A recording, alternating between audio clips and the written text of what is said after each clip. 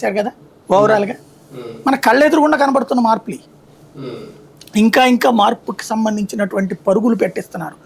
Infrastructure అంటే ఇదివరకటి రోజుల్లో మనం దీంట్లో ఏమంటామంటే మౌలిక వస్తువుల రంగానికి వచ్చేటటువంటి పెట్టుబడులు ముఖ్యమైనటువంటిది బడ్జెట్లో. ఈవెన్ ఆంధ్రాలో చంద్రబాబు వీళ్ళు జగన్ వీళ్ళు తిట్టుకున్నది కూడా ఇన్ఫ్రాస్ట్రక్చర్ సెక్టార్కి ఎక్కడ డబ్బులు ఎంత ఇస్తారు అన్నటువంటి. ఇప్పుడు దాదాపు 12 లక్షల కోట్ల దాకా ఇన్ఫ్రాస్ట్రక్చర్ రంగానికి ఖర్చు పెడుతున్నారు. అంటే ఇవాళ రూపాయి పెడితే ఆ రూపాయి దాని మీదన ప్రయోజనం పొందుతారు పబ్లిక్.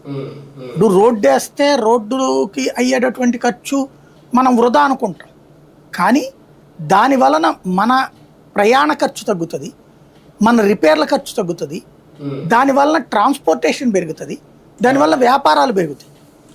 కాబట్టి ఒకటి వేస్తే ఒక ఇన్ఫ్రాస్ట్రక్చర్ సృష్టిస్తే ఇన్ని పరమైనటువంటి లాభాలు ఉన్నాయి. కాబట్టి వాటి మీద సీరియస్ కాన్సన్ట్రేషన్ చేసుకొచ్చారు. అలాగే మారుమూల ప్రాంతాలలో ఒక 2,000 కోట్లు 3,000 కోట్లు ఉంటే ఈజీగా చేయగలిగినటువంటి సాగునీటి ప్రాజెక్టులు ఉంటాయి. కానీ వాటికి రాష్ట్రాలు డబ్బులు లేకనో లేకపోతే దాన్ని తీసుకుంటూనో వదిలేస్తుంటే ఇప్పుడు పూర్వోదయ పథకం కిందన అలాంటి వాటిని పూర్తి చేయమని చెప్తుంది కేంద్రం, డబ్బులు ఇస్తానంటారు. అది ఇప్పుడు వీళ్ళు మనకి ఆంధ్రాకి బోల్డ్ అంత ఉపయోగం అని చంద్రబాబు గారు కూడా ఒప్పుకున్నారు. దానికి తోడు ఒక్కొక్క ప్రాంతానికి ఒక్కొక్క క్లస్టర్లు ఇస్తా వస్తున్నాడు.